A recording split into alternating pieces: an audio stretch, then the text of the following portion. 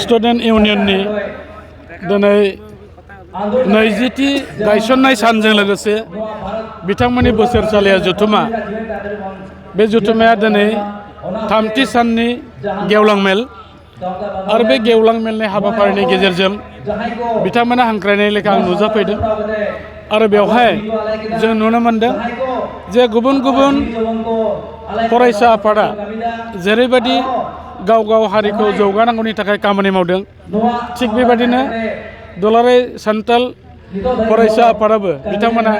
गाव हारिखौ बोरै जौगाहोनो बेनि बागै बिथांमोना सावरायदों लोगोसेयैनो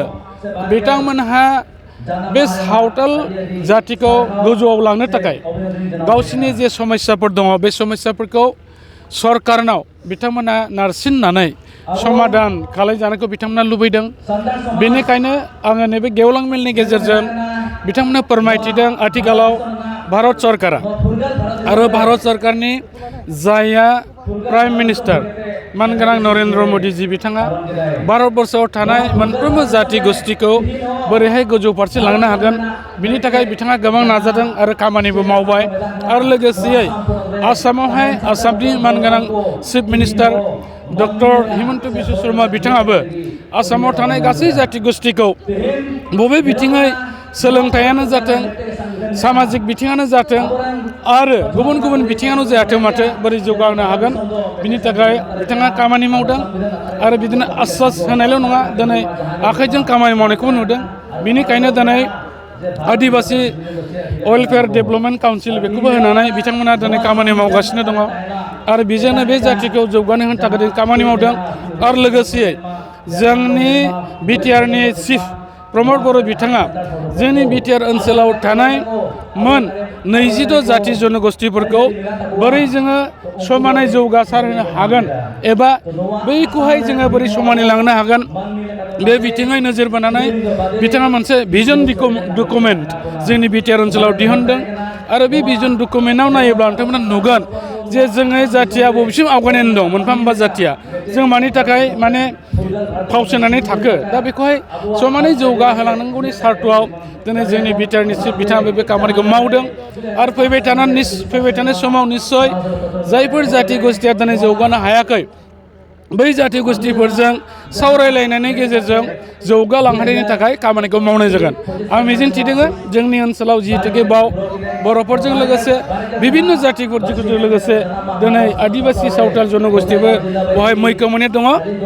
जोङो खौसेयैनो खामानि मावगोन आरो ओनसोलाव जोङो गोजोननायखौ लाखिनो थाखाय बयजोंबो जे बिदा फंबायनि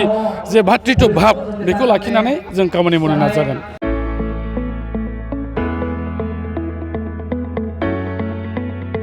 मोनसे गोजोनथाव खौरां बर' सावथुन नायनो मोजां मोनग्रा रायजो राजाफोरनि थाखाय मोनसे गोजोनथाव खौरां खम बेसेननि गेजेरजोंनो नोंथाङा नायनो हागोन बर'नि गासै गोजाम गोदान सावथुनफोरखौ बर' सावथुन नायनो थाखाय ओंखारदों मोनसे आंगो स्ट्रिम एप बे आंगो स्ट्रिम एपखौ नोंथाङा नोंथांनि मबाइलाव डाउनल'ड खालामनानै खम बेसेनावनो बर'नि गोजाम गोदान गासै सावथुनफोरखौनो नायनो हागोन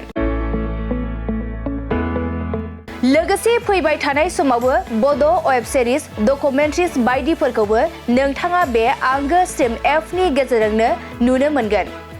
बेनि अनगायैबो बर' सावथुननि दिहुनगिरिफोराबो बे आंगो स्ट्रिम एपआव गाव गावनि सावथुनखौ आपल'ड होनो थाखाय खौरां लाहरनो हागोन